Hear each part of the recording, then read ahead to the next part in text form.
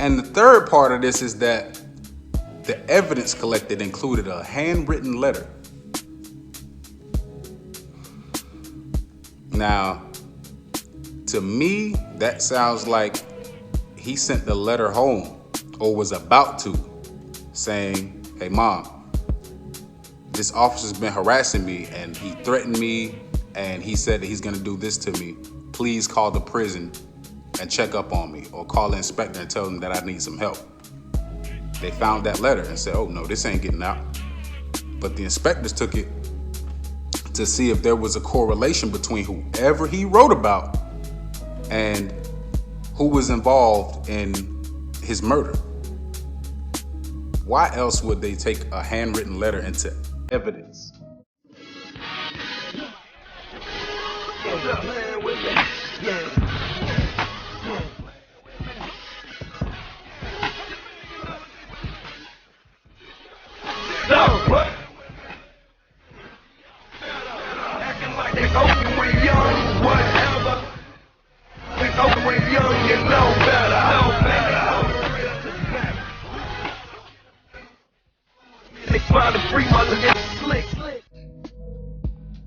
Welcome to the Convict Podcast, folks. I'm your host, Moliere Dimash. And there's almost too much news to break, folks. Almost too much news. There's some things that I'm limited in what I can say at the moment, because there's going to be some earth-shattering developments coming soon, especially with what's going on with the state representatives. And I'm going to tell you, folks, the Florida state representatives, man, they're not playing. These representatives that we have in Florida, they're so hands-on with the seriousness of what's going on in the prisons. I was just absolutely shocked. Talking to the representatives that I've been in touch with by phone, and observing the measures that they're taking now to change some of the things and hold people accountable. And it's just been mind-blowing to see them not only take it so serious, but to work so fast. So as soon as those developments as soon as they wrap up or they come into fruition, I'll be able to give you guys all of the details. And it's real. So until I can talk about that, I want to move back to the mysterious deaths for now. If you follow me on Instagram, you see that I had a recent post that my good friend Melissa Ross, who does the NPR segments up in Jacksonville, is looking into having this podcast in rotation on their podcast network. So that's another thing. National Public Radio, they do a great job at getting the word out about things that are of public interest, and especially with the topic of prison reform. And she was actually one of the first people to give me a platform to speak about prison reform and build my profile. Before I started doing public speaking and being in other magazines and all of that stuff, she was the first person to hear what I had to say about prison reform. So big shout out to Melissa Ross. She's out of Jacksonville, and ironically, the case that we're going to talk about today comes out of Jacksonville. There's and this is some more of that weird stuff. It's like, the more you get into how these murders are being dealt with by the government, the more you really realize, there's intentional cover-ups with all of this stuff. So you have Baker Correctional Institution up in Jacksonville, right? And it's supposed to be, one of the crown jewels of the Florida prison system, because it has a designated re-entry facility for inmates who are short timers And they're trying to build a reputation for putting people back into the streets completely reformed. But the other side of that is that Baker ain't no different from any of the other prisons in the state of Florida, and I'm gonna tell you why. Now, the mysterious case of the day is going to be inmate Antoine Gallashaw, right? Now, before I even get into what happened to him and, the oddities of his case, I want to make a specific notation about how the deaths at Baker are being handled by the state of Florida.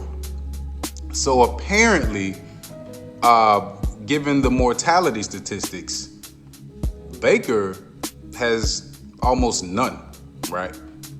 Now, there are inmates dying at this facility, but the facility is not reporting that inmates have died there. So, when I found out that this inmate died at Baker, the first thing I want to do is look into Baker Correctional and see what's going on. And I found out there's a pattern that's going on with how the deaths are being dealt with at Baker. So this is how they're sliding deaths at Baker Correctional Institution under the rug. An inmate will die at Baker, right? And guess who they chalk that up to? Lake Butler. They're saying that all of the inmates who die at Baker are dying at Lake Butler. Now, we all know Butler's a killing machine, and the legend about the jar full of gold teeth is real. There were 3 Ku Klux Klansmen arrested for a murder plot out of that same facility. Like Baker, Lake Butler is the definition of a corrupt prison, right? And I also found out that in the state of Florida, we have more inmate deaths than any other prison in the United States of America. Like we're the poster boys for dead inmates. Imagine that. So, everybody knows Butler's this killing machine. So they turned Butler into the regional medical center, and it's a reception center now also. So Butler is known for having inmates die now because, like, if an inmate has a terminal disease like cancer or AIDS or something like that, they'll send him to Butler until, he dies. So they have inmates dying every single day at Lake Butler, whether he dies from natural causes or the guards kill him. When you go through the deaths at Lake Butler, it's a long list. It's thousands of people, like literally thousands that you have to go through. So the way that Baker's covering it up, they're saying that the inmates died at Lake Butler to blend it in with those thousands so that they still got that squeaky clean record to where they can still, get all of this money to function as a re-entry facility. Like, oh no, we're not doing nothing wrong. We're rehabilitating the inmates. We're the good guys of the Florida prison system. We're the ones getting them out. And we're the ones, helping them reintegrate into society. We ain't killing nobody. So when you look at the list of inmates who died at Lake Butler, they're not gonna be there because what they do after the inmate dies at Baker, they just send the body over to Lake Butler and say, yeah, y'all take care of it. He'll be dead in the van. They'll take him to Lake Butler, and after everything's said and done, Butler will just chalk it up to the long list of inmates that they have, so that Baker has the clean record. So, and it was so crazy because 2 days after this inmate that we're going to talk about today, 2 days after he died, another inmate died at that same facility, and again, he's not on the list of inmates who died at Baker. He's on Lake Butler. So it was strange because, trying to read through these redactions now, especially with something this covered up, it's like trying to read a black piece of construction paper. So what I gathered from this death is that a use of force was done. Okay, now, he died in a use of force. And, with him being at a reentry facility, he was a short timer. You can't be there unless you have less than 3 years.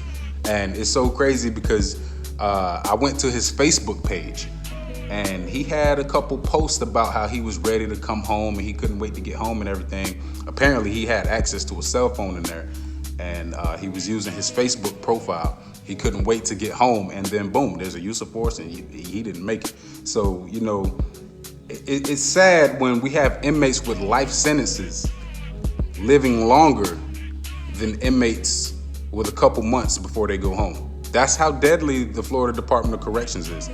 So he was ready to go home, and they used force on him. Now the report doesn't talk about what prompted the use of force, how many officers were involved, and that it says that there was a investigation into it. All of the officers, of course, were exceptionally cleared, and nothing was done about it. There were no details. I mean, even the media couldn't get access to how this man died. I saw the Florida Times Union, who always does a phenomenal job getting the details, didn't have nothing. And the report just goes into how use of force was used. Now, from my deductions, I was able to fill in the blanks like I always do. And I looked at the evidence that was collected, right? And they collected his personal gym shorts, a white t-shirt, and a letter. And guess what else they collected? A bag full of residue. So now let me explain to you why they took these specific items. And this what gives me more insight into how this happened. So if he died in some gym shorts and a white shirt, he was in general population. He wasn't in confinement. You don't get gym shorts. You don't have access to that in confinement. So my guess is that he was in the dorm. And according to this report, there were inmate witnesses. None of their testimony was included in this report. So obviously there was an incident with him and an officer in the dorm. They interviewed the inmate witnesses, and in order for inmate witnesses to even witness anything, it had to happen in the dorm. From my experience, when they have a bone to pick with an inmate, they'll take you outside the dorm, of course, where nobody can see anything, and do something to you. So I've deduced that something happened in the dormitory with him and an officer. They called in the A-team, put him in handcuffs, said you're going to confinement, and on the way to confinement, they beat him and ended up killing him. And when I saw what the coroner came back with two findings in the death, saying that it was caused by redaction and the contributing factor was redaction. Whenever there's a contributing factor, that means the guards did something physical. That's the only thing that could mean. Like, say you have heart problems and you go into cardiac arrest. The contributing factor would be that they had you in a chokehold. That's a contributing factor. So since you already had a medical condition that was exacerbated by this excessive force, you died two parts. Which part they're gonna blame it on? Your heart condition or the use of force? We see how that goes every day with so many people being exceptionally cleared and so many of these murders being classified as accidents. So he definitely died as a result of either blunt force trauma or restraint asphyxia. So the second part of this is the bag full of residue that they collected. Now, with that residue being in the bag, it could have been anything. It could have been some smuggled food from the chow hall. It could have been tattoo paraphernalia. It could have been anything. But why do you think that residue was even of importance? Because they wanted to see if there was K2 involved. There was none. The toxicology report didn't report that he had any in the system, but guess what? They tested for it. Didn't have any grounds or any reasonable suspicion even suspect that K2 was smoke, but they took that bag of residue to see if they can blame it on the K2 and get away with the murder. There was none, but they still tested it. And the third part of this is that the evidence collected included a handwritten letter. Now, to me, that sounds like he sent the letter home, or was about to, saying, "Hey, Mom, this officer's been harassing me and he threatened me and he said that he's gonna do this to me. Please call the prison and check up on me, or call the inspector and tell them that I need some help." They found that letter and said, "Oh no, this ain't getting out." But the inspectors took it to see if there was a correlation between whoever he wrote about and who was involved in his murder. Why else would they take a handwritten letter into evidence? If that was the case, if that was a personal letter, that should have went home to his family. So if it's evidence, there was something written in that letter that had something to do with him getting killed. So this one, the media attempted to get some answers, and over time, interest in the case was lost. So that one faded to black. So I see that his mom, I went to her Facebook also. She posts about him often. She misses him. And his woman, she posts about him often. They didn't forget. So I'm going to dig further. It's gonna take for me to actually start paying a whole bunch of money to start getting the actual court documents. And maybe sooner than later, I may not have to do any of that at all. Because one thing about the state representatives, they're interested in a civilian watchdog group headed by me. So I have a couple more things to do before we see that coming to fruition. But in the event that that's the case, I'll be looking into some of this stuff personally. Imagine that, me making surprise visits at an institution. They'll be in check real quick. But I don't want to, count any chickens before they hatch. So let's see what the representatives do first and what measures are going to be taken. And once that's solidified, there's not going to be any more redactions coming my way. So we're going to be getting to the bottom of this stuff once and for all. But in this same region, right, in this same area of Florida where these prisons are, there's an inspector named Jason Van. I had a conversation with him on my audiobook. I'm gonna put a snippet at the end of this video of my conversation with Jason Van from the audiobook, and you can see how that went. And he came to see me when I was at Swanee, and we got into an argument because I was exposing too much abuse, and he told me to my face that if he blew the whistle like I was doing, or if he helped me blow the whistle in these recorded interviews, he'd lose his job. So I know for a fact, inspectors and over there, and pretty much everywhere, they're afraid of losing their jobs for exposing these murders. So this kind of stuff always starts at the top. So this was deliberately covered up. You know what I mean? Don't make no mistake about it. The inspectors took that bag of residue specifically to cover this up and didn't come up with nothing, but they found other ways to do it.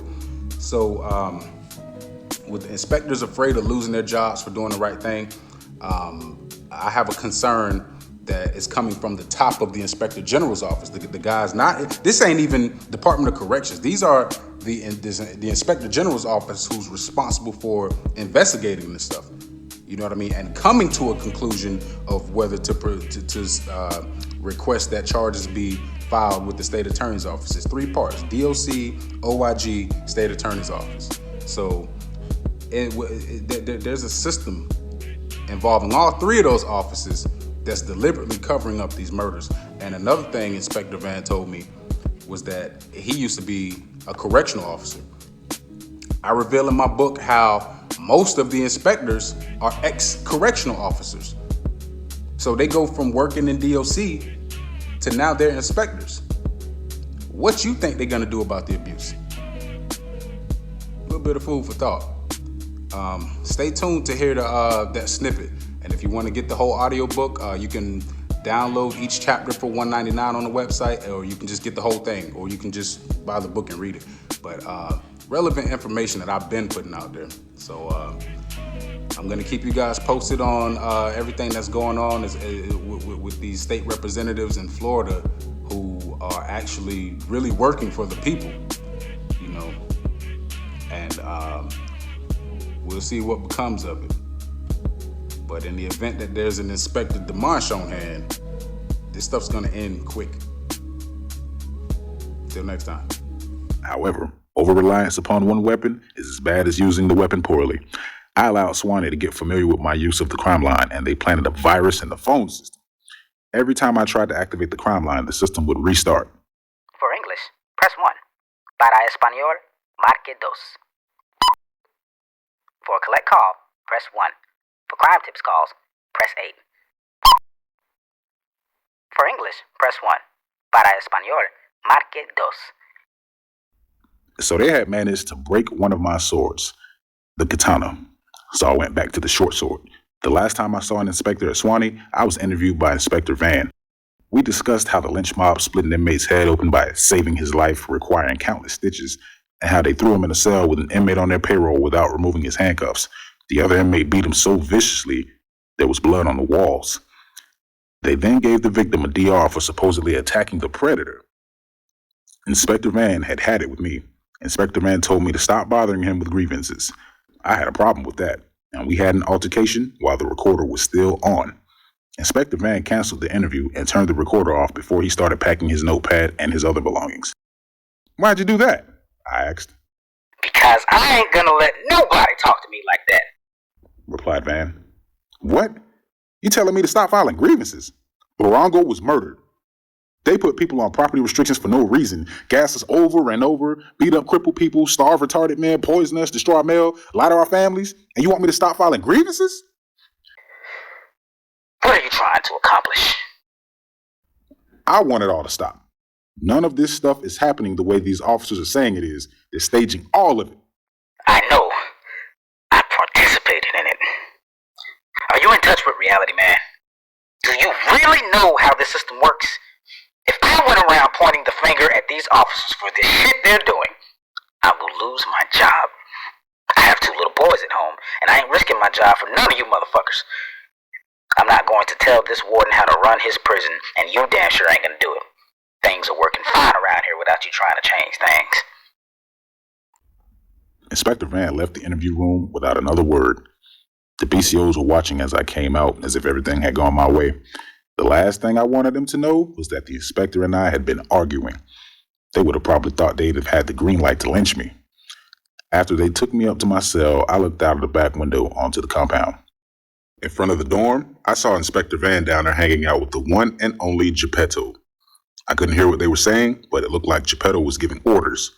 Geppetto was holding a clear bag with a printout of my mugshot inside of it alongside some files and papers. Geppetto seemed to have made a joke, and the 2 men laughed as they walked away together. I know. I participated in it. Inspector Van was an OIG Type 1 virus, but that statement let me know that he used to be a BCO. Inspector Van had lynchings under his belt, and this was the guy I had to rely on to help me put an end to lynchings. There was no way this was going to work,